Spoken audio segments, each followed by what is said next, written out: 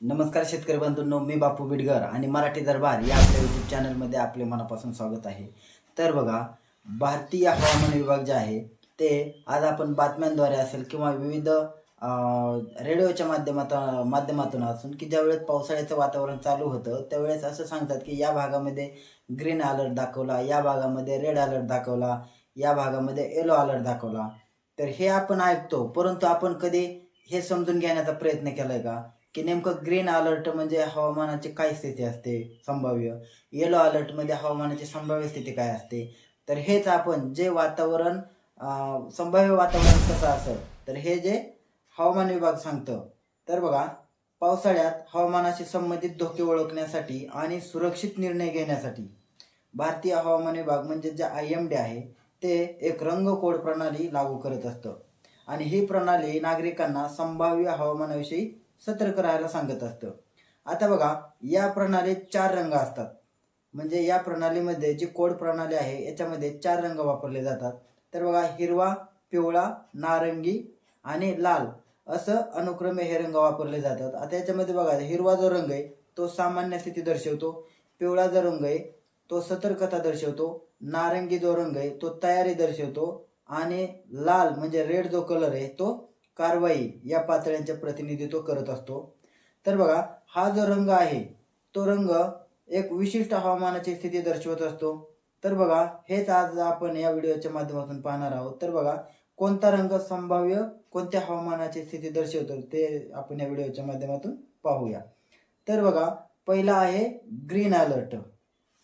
तर बघा, green alert काय संभाव्य स्थिती दर्शवतो हवामानाची की याच्यामध्ये कोणताही सल्ला नाही, हवामानाची स्थिती सामान्य असते. म्हणजे संभाव्य स्थिती सामान्य असते, हलक्या स्वरूपाचा पाऊस होऊ शकतो, तसेच कोरडे हवामान असू शकते आणि कुठलाही गंभीर धोका नाही. आणि जे तुम्ही दैनंदिन कामे रोजच्या प्रमाणे करता तर ती दैनंदिन कामे तुम्ही रोजच्या प्रमाणे करायची आहेत. आता दुसरा कलर आहे येलो अलर्ट, हो पिवळा रंग. तर हा काय दर्शवतो तर सावध राहायचे, मध्यम स्वरूपाच्या पावसाची शक्यता पडू शकते, काही भागात पूर येण्याची सुद्धा शक्यता असते, मुसळधार पावसाची शक्यता नसते. तसेच आगामी काही दिवसात पावसाची शक्यता वर्तवली जाते. तसेच प्रवास करताना सावधानता बाळगायची आहे आणि लोकांनी घराबाहेर ज्यावेळेस पडतात त्यावेळेस तुम्ही सतर्क राहून घराबाहेर काळजी घेऊन बाहेर पडायचं आहे. हा संभाव्य स्थिती दर्शवतो. त्यानंतर आहे बघा ऑरेंज अलर्ट म्हणजे केसरी रंग. तर हा काय दर्शवतो हवामानाच्या स्थिती तर तयारी करा, तयार राहा, कारण पुढील 24 तासात पावसाची शक्यता जास्त असते. तसेच ही श्रेणी अधिक गंभीर मानली जाते. यामध्ये बघा 115.5 मिलीमीटर ते 204.5 मिलीमीटर पावसाची शक्यता असते. तसेच आवश्यक वस्तूंचा साठा तुम्ही तयार करून ठेवायचा आहे. तसेच यामध्ये पूर येण्याची सुद्धा शक्यता वर्तवली जाते, वाहतूक सुद्धा विस्कळीत होऊ शकते, वीज पुरवठा म्हणजे लाईटी जाण्याचं प्रमाण जाऊ शकतं, म्हणजे वीज पुरवठा खंडित होऊ शकतो, तसेच भूस्खलन होण्याची सुद्धा शक्यता अधिक असते. हे झालं ऑरेंज अलर्टचं. आता शेवटचा आहे रेड अलर्ट म्हणजे जो लाल रंग आहे तर तो हवामानाची कारवाई करा म्हणजे टेक ॲक्शन अशा प्रकारचं दर्शवतो.